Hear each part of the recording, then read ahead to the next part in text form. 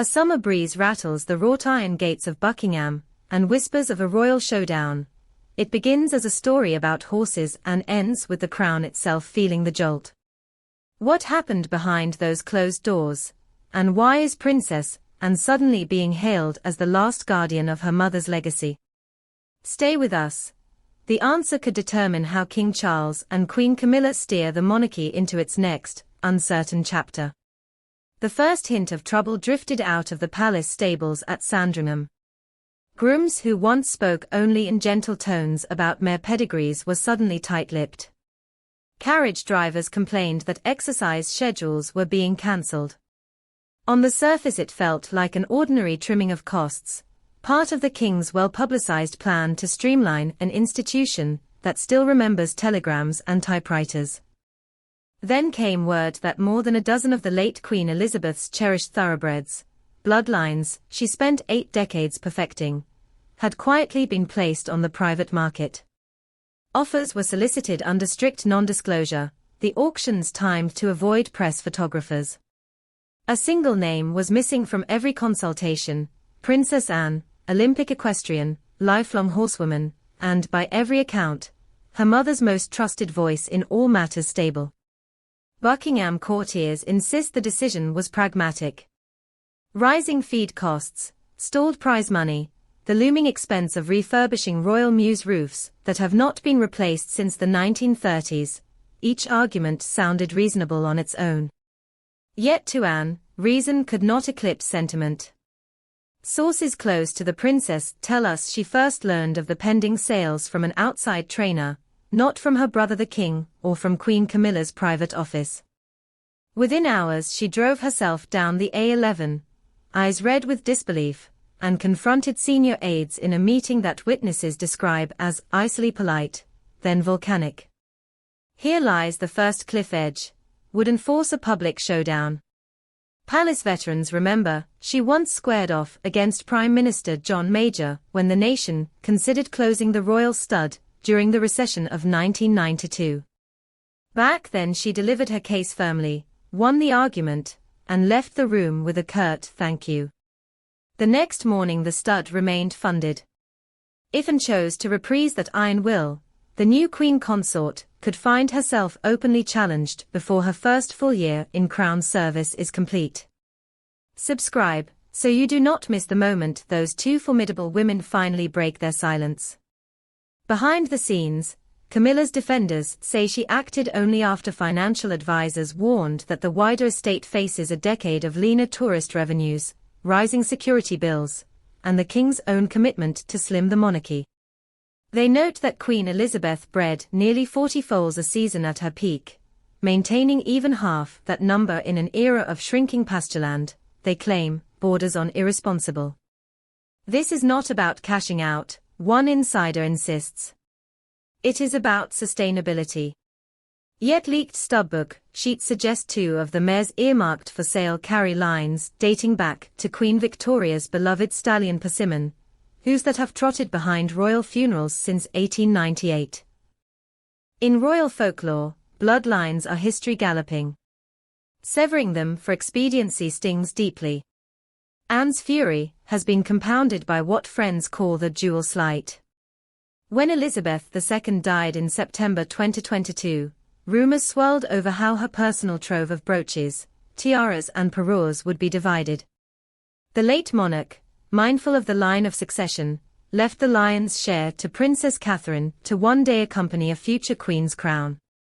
Camilla received pieces suited to a reigning consort, yet apparently bristled that unbroken strings of sapphires and emeralds bypassed her.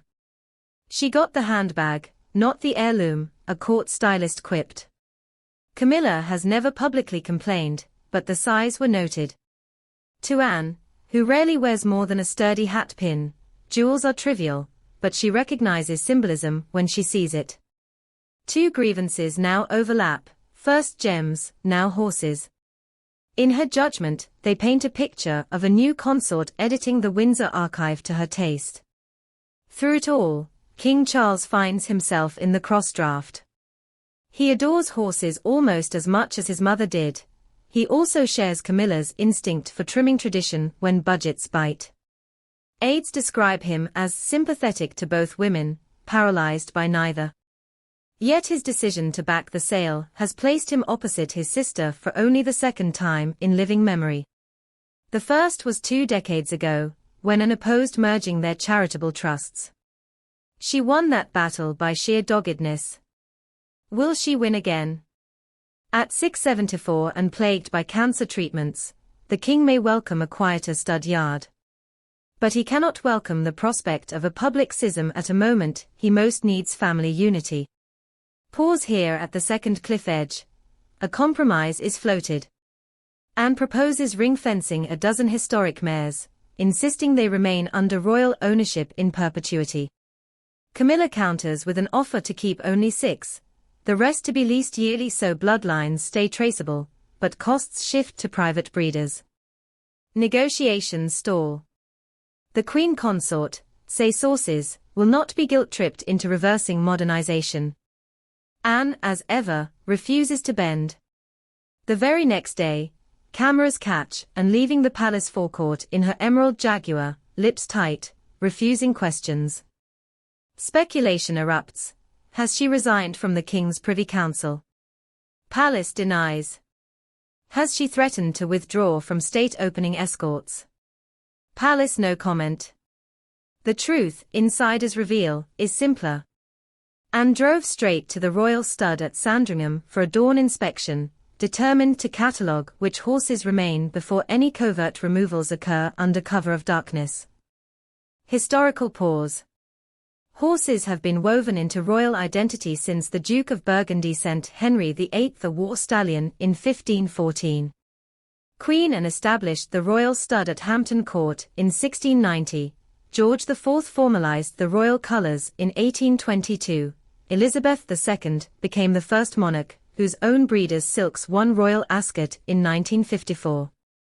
Each sale is a chip from that lineage. Past noon, beneath the rafters of the indoor arena, Anne meets the senior stud manager, and signs off on a confidential directive. Any animal within 3 degrees of Queen Elizabeth's foundation, mares, is henceforth heritage protected, and cannot be transferred without Princess Royal countersignature. Whether this instruction holds legal force inside the household is unclear, but tradition grants Anne sweeping authority over equestrian matters, and stable staff revere her. Effectively, she plants her flag. And here comes the next hook. Will the king dare override his sister in a domain she has policed since the 70s? Drop a subscription, so you hear the verdict first. Meanwhile, Camilla has quietly tasked accountants with valuing the remaining herd. She argues they must know the asset baseline before negotiating any middle ground. But the timing fuels talk that she intends to proceed with broader liquidations the moment the king grants formal assent.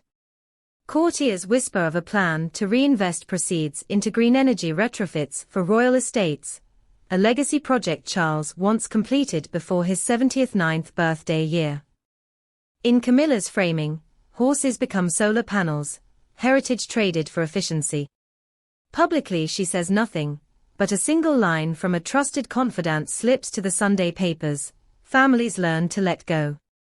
Anne's friends call it a slap wearing velvet. Outrage crosses beyond palace walls. The National Trust offers to host retired royal horses as living exhibits. Conservative MPs fret about rural votes. Booker-nominated novelist Sarah Tyndall pens an op-ed titled "The Mare That Birthed the Crown," arguing that selling these animals is like melting the coronation spoon for scrap. Twitter fills with side-by-side shots of the late Queen riding Emma, her favorite fell pony, and Camilla in a Jaguar XK. Hashtags #Save Her Majesty's Horses and #Modernize this trend for days. Across the Atlantic, the Sussex camp watches. Aides to Harry claim he is heartbroken over the sale, noting his own childhood rides at Balmoral. Yet many at Buckingham regard this sympathy as opportunistic, a jab at Camilla packaged as sentiment. None of it soothes the king's headache.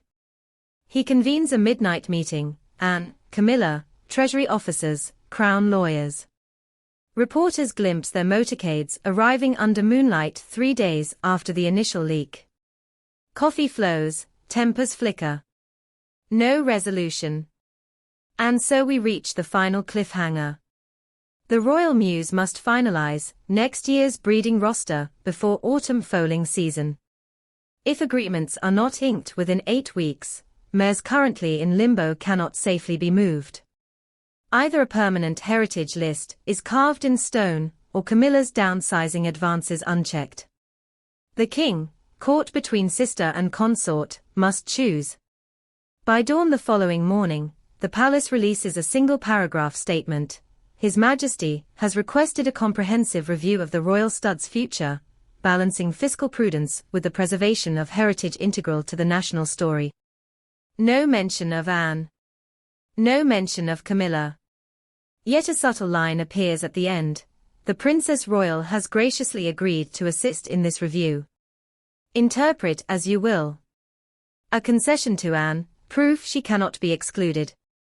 Or a tactical move to fold her passion into the modernization agenda, taming her resistance. Either way, the battle is paused, not ended. If you want the inside PDF of that breeding review brief the moment it leaks, hit subscribe now, so you do not miss our deep dive breakdown. Until the next hoofbeat echoes through the cobblestones of Buckingham, keep watching the royal paddock where heritage, power and personal grief collide at a gallop.